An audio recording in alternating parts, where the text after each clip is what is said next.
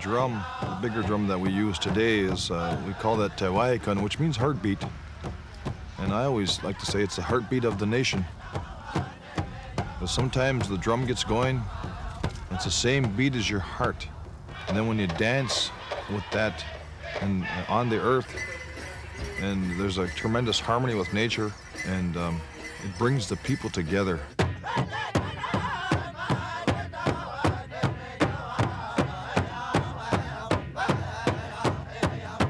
If you don't know your culture, your language, or your songs, how are you any different from anybody else? And I always tell my students, it's okay to be different and be proud that you're Menominee and that you can say you know the songs, you know the history, the culture, and the language. And nobody can ever take that from you.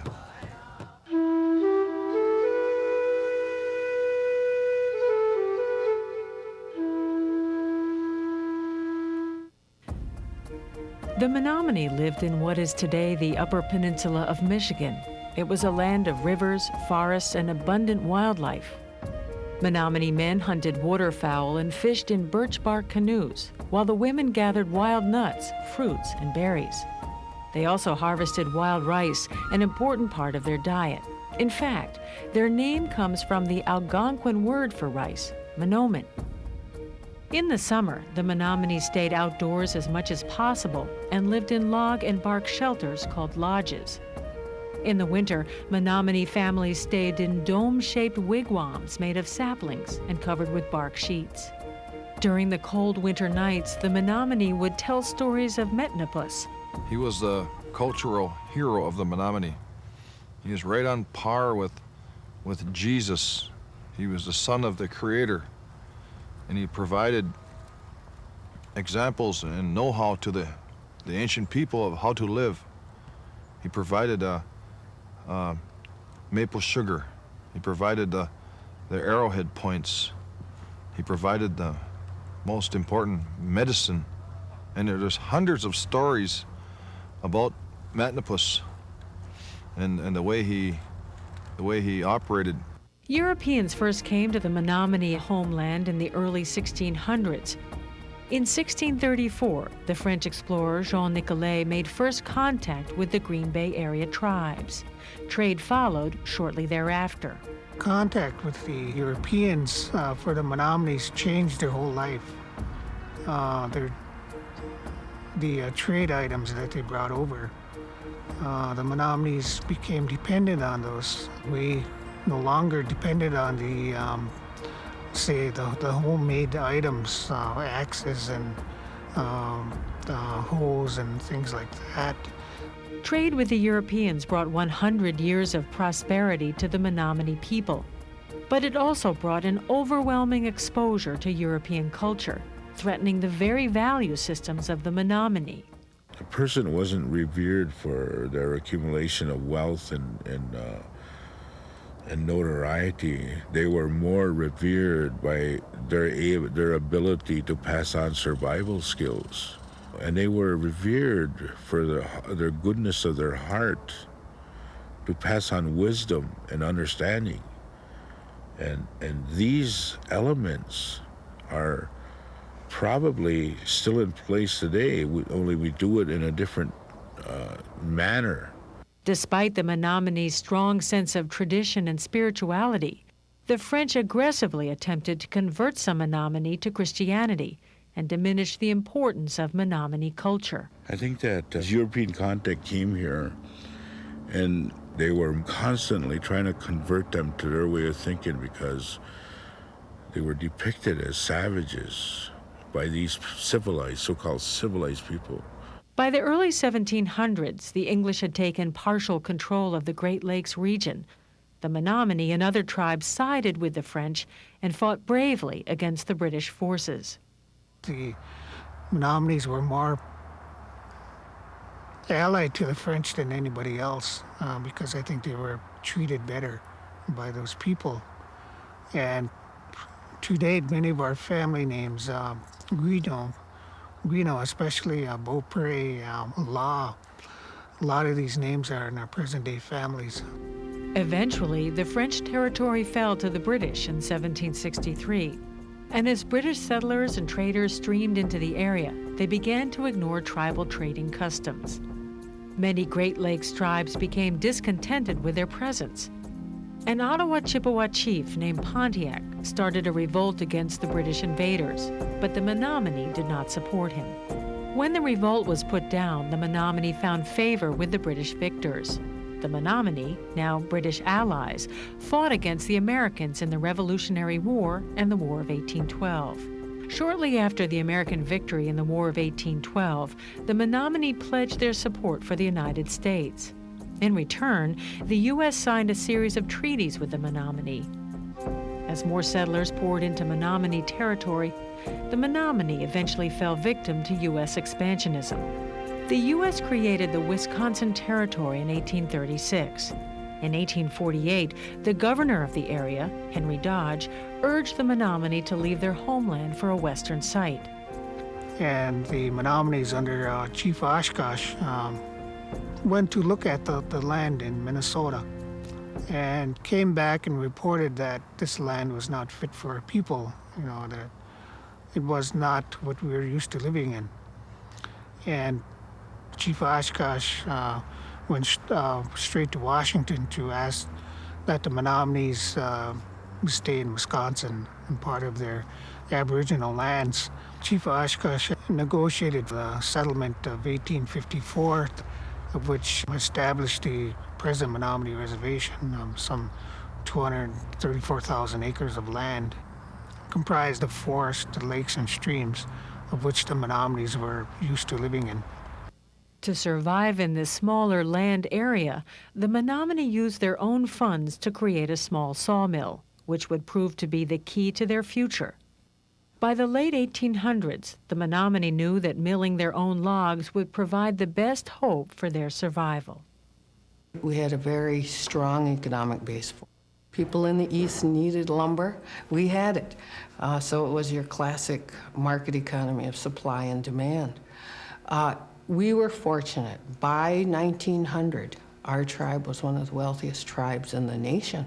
It sustained our school system, it sustained our medical facilities, it sustained all of the infrastructure that a community needs. We ran it and we funded it all through our logging operation. Nobody gave us anything. That is important that people in the surrounding area know that we've always paid our own way. During the early 20th century, the Menominee used a percentage of their logging profits to build a new modern sawmill. Even during the Great Depression of the 1930s, the Menominee lumber business provided jobs and income for the reservation and the surrounding areas.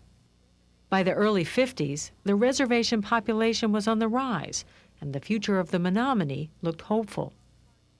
But the 50s brought hardship to all of Native America. The U.S. government decided to terminate all reservations and eliminate the government programs associated with them. During this time, the Menominee were to receive compensation from the government for earlier land mismanagement. In the process of receiving this money, they were coerced into accepting provisions to terminate the Menominee tribe. So in 1954, amid great confusion, Menominee people voted for termination. Congress terminated the Menominee tribe because they were very self-sustaining, very a rich tribe in natural resources and managing their own programs and providing quality health care and quality education. And there seemed to be a sense of this is our opportunity. If we couldn't move them all west of the Mississippi to desolate territory where nobody ever wanted to go, then let's experiment with termination. Any tribe that becomes progressive, let's terminate them, cut them off all federal services, assimilate them as soon as we can into the mainstream of American society.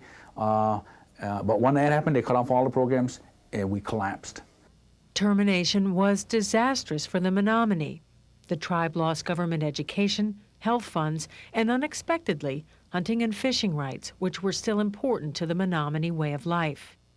Within a few years, the once flourishing Menominee were reduced to a poor, disheartened community. They knew very well that outside the capitalist society survives off of tax bases. Here, when all of those services are cut off, we had to be forced to probably sell our land, which we did in a certain portion of it. But the civil rights and counterculture movements of the 60s created a new awareness of the issue of Native American rights. In 1970, President Richard Nixon announced the end of termination policy, and in 1973, the U.S. government officially re-recognized the Menominee tribe. Unlike the 60 other tribes terminated by the U.S. in the 50s and 60s, only the Menominee had held on to enough land that their reservation could be restored to them. To this day, the Menominee hold President Nixon in high regard for his role in retribalization. We're governed by the Menominee Constitution, and that's our law of the land. And it was created as a result of the Restoration Act. As set forth in our Menominee Constitution, we have the jurisdiction over civil matters right now. And our tribe, we have laws and ordinances created by the legislature, which the tribal police enforce along with other codes that we've adopted.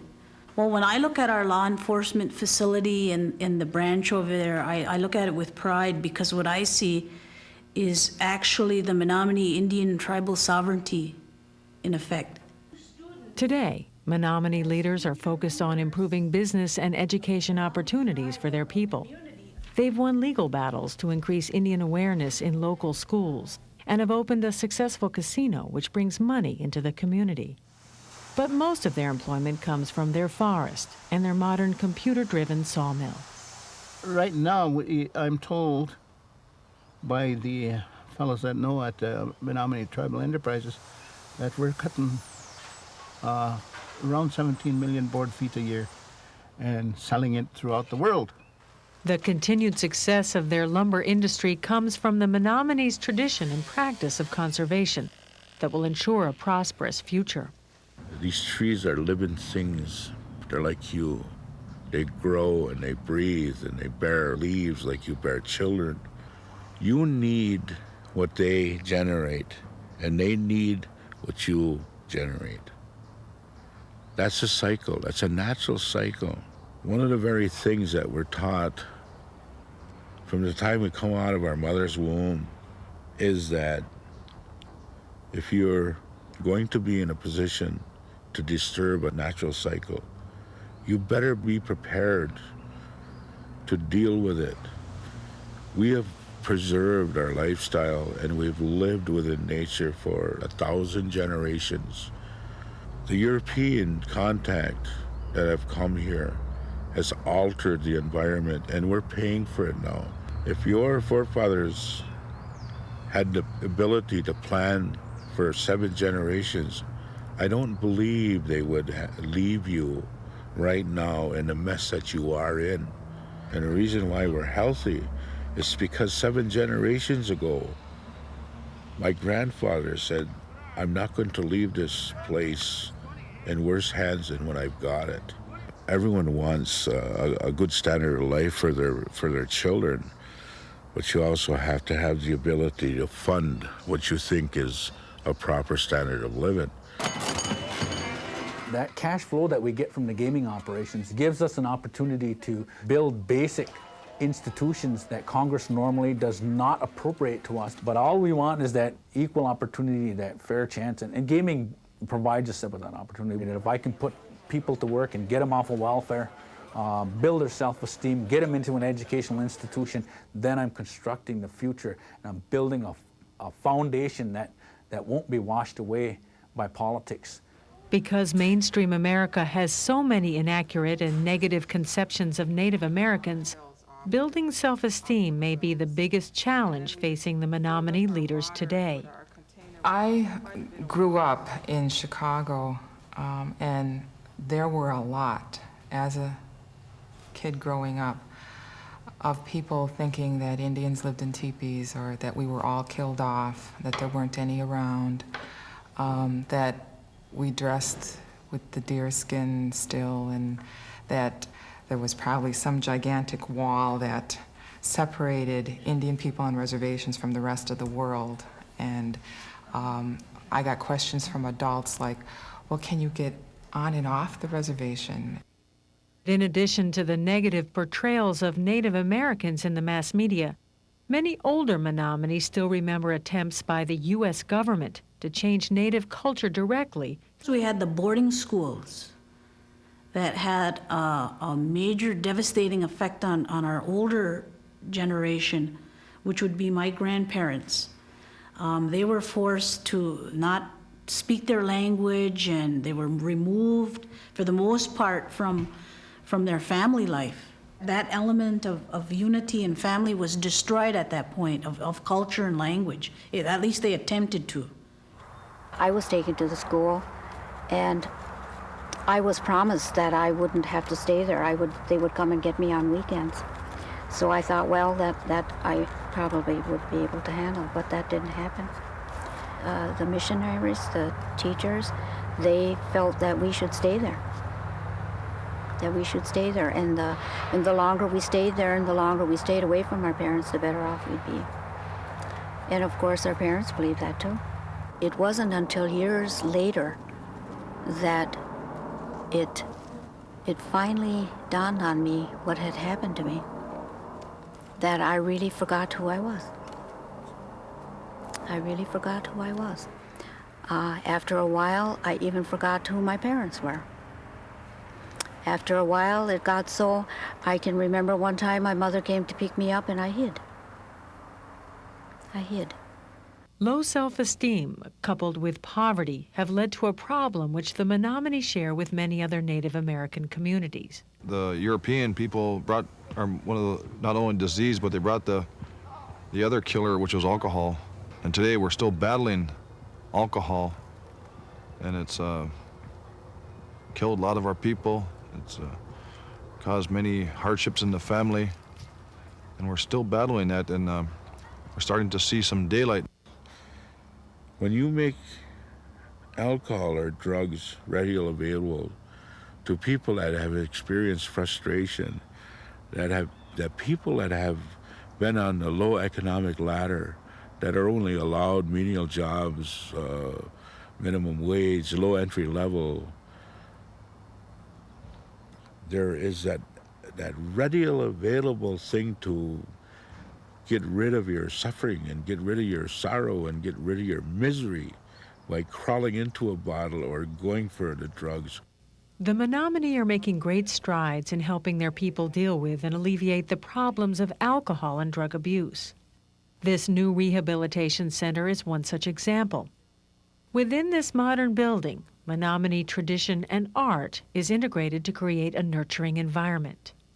Menominee leaders believe that through better education, they can help the next generation of Menominee avoid many of the problems that plague their own. Education has not been in the control of Indian people.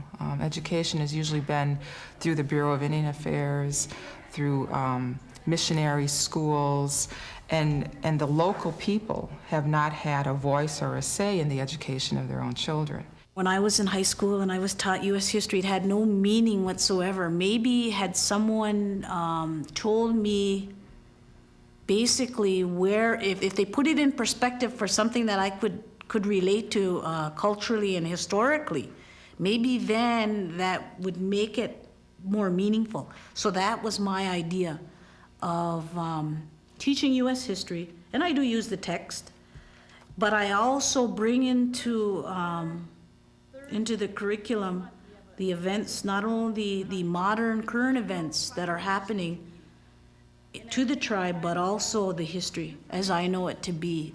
I remember when I went to school, there was one page in our history book, and that dealt with it was supposed to speak for the whole 300 nations of Indian people that are across just the United States, not including Canada and Mexico and South America. And this one page, there was an Indian sneaking behind the tree. And this was supposed to do justice to the history of America. Our history has not yet been written.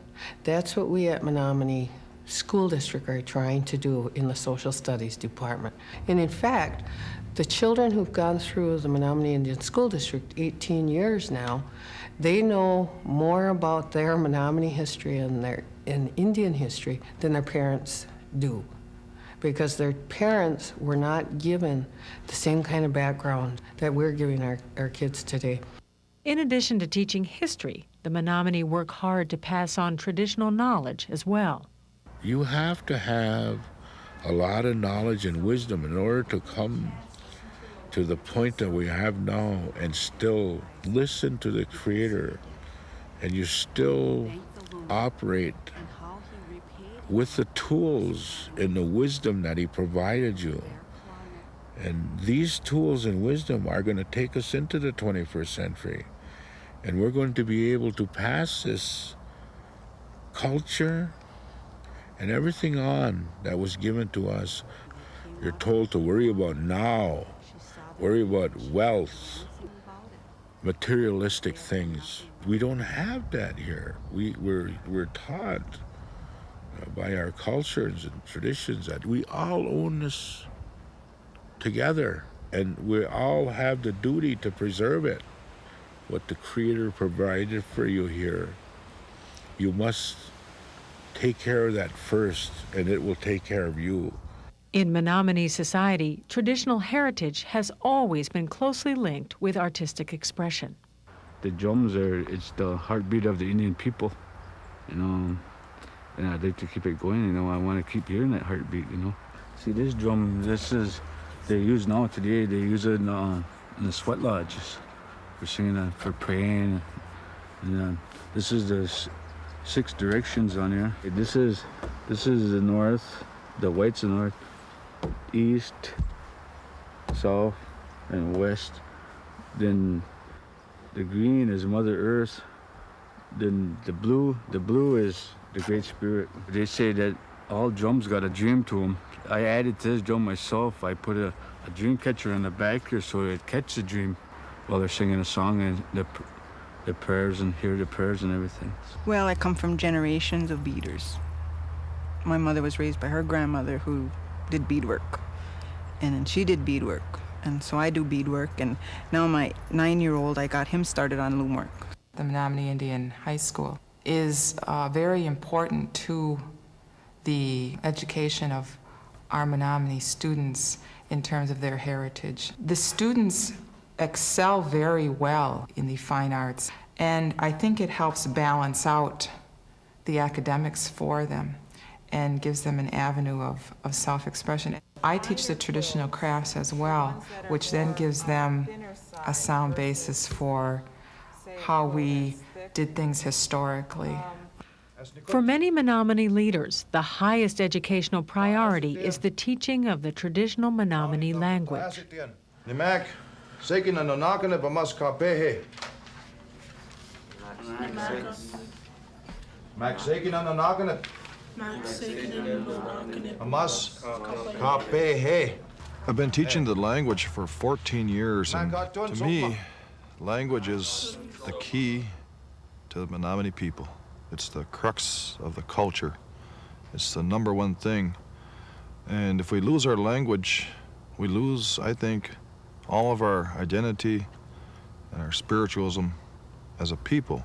Yes, we could continue well into the future generations, but by losing the language, we're losing an integral part of our spiritual view.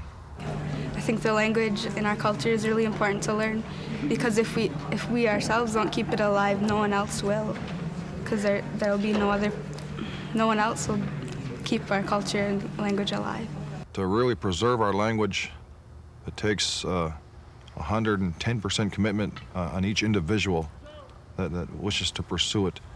In the last 10 years, we've seen a lot of adults who have sought to be able to speak, especially for use at our ceremonies, at our powwow invocations, our prayers for all of our important events. And in that regard, we're doing okay.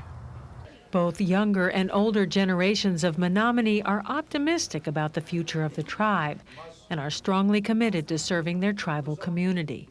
Right now I have it planned as to go into listen to the Army and try and get into it right after I graduate, and serve there for about 4 years, and then after I'm done, get out and go to school for Indian Affairs, and then come back and come back here.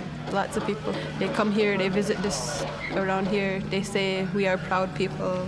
We're people that really know what we're doing and can take care of ourselves. We tell our children, preserve your culture. You're a Menominee. And you don't forget about your culture to be like your next door neighbor, Fred Smith over here. You're a Menominee. Your name is Katek. Your name is Aptegizik. Your name is Apishanaguit.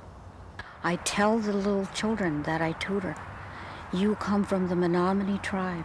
There is only one. Always remember that there will always be a home for you here. And I guess that's what's so special, is the homeland. I guess when I get up in the morning, that's what I think about. This is my home. This is where I live. And this is where I'm going to die. Johpe, and it's Sanakat Ayom, Pamatasian. And it, when the Maoni and it's Katawe, Meawe, Mi Kane. So, Panani, Ayom, Pamatasiwak, Nitskatao, Wimatitia, Ayom, Yosakate Kamako. What I said is that it's a hard life today. And the best way is to walk on a straight road. And that way we'll all get along here on earth.